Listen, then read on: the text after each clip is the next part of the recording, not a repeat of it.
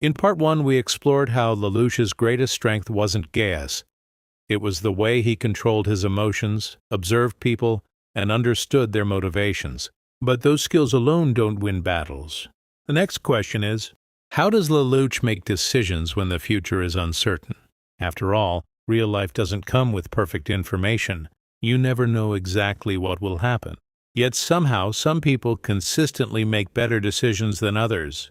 The answer isn't luck. It's the way they think. One of Lelouch's most remarkable habits is that he rarely assumes only one outcome. Instead of asking, "What will happen?" he asks, "What could happen?" That difference is small, but incredibly powerful. Most people build one plan. If that plan fails, they panic. Lelouch prepares for several possibilities. If Plan A works, excellent. If it fails, Plan B is ready. If that also fails, he adapts again. Psychologists sometimes describe this as flexible thinking. Instead of becoming attached to one prediction, you stay open to multiple possibilities. This reduces panic because you're mentally prepared for uncertainty. Real life works the same way. Before a job interview, think beyond one outcome. If I get the job, what's next? If I don't, what's my backup plan? Preparation creates confidence, not certainty. People often associate Lelouch with chess. But chess isn't important because of the board. It's important because of the mindset. Every move changes the future. Every decision creates new opportunities and new risks. Strong chess players don't simply ask, "Is this a good move?" They ask, "How will my opponent respond?" This develops something psychologists call perspective taking, the ability to imagine another person's point of view. In everyday life, this skill is incredibly valuable. Before sending an angry message, ask yourself, how will the other person read this? Before making a decision, ask, if I were in their position, how would I react? Understanding another perspective doesn't mean agreeing with it. It simply helps you make better decisions. One of Lelouch's greatest strengths isn't commanding people. It's inspiring them. People followed Zero because they believed in something bigger than themselves. Modern leadership research shows something similar. People are rarely motivated by orders alone. They want purpose, meaning, a reason to keep going. Think about teachers, managers, parents. The most respected leaders don't simply tell people what to do. They explain why it matters. Purpose creates commitment. Fear creates temporary obedience. Lelouch understood that lasting change required belief, not just authority. Many people confuse confidence with competence, but confidence without knowledge is dangerous.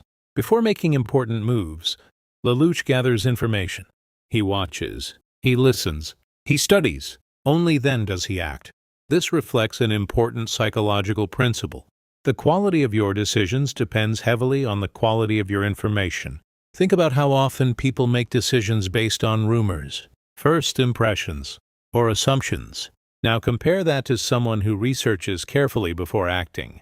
Information doesn't eliminate mistakes, but it dramatically reduces unnecessary ones. One reason Lelouch survives impossible situations is simple. He changes. Many people become emotionally attached to their original plan, even when reality clearly shows it isn't working.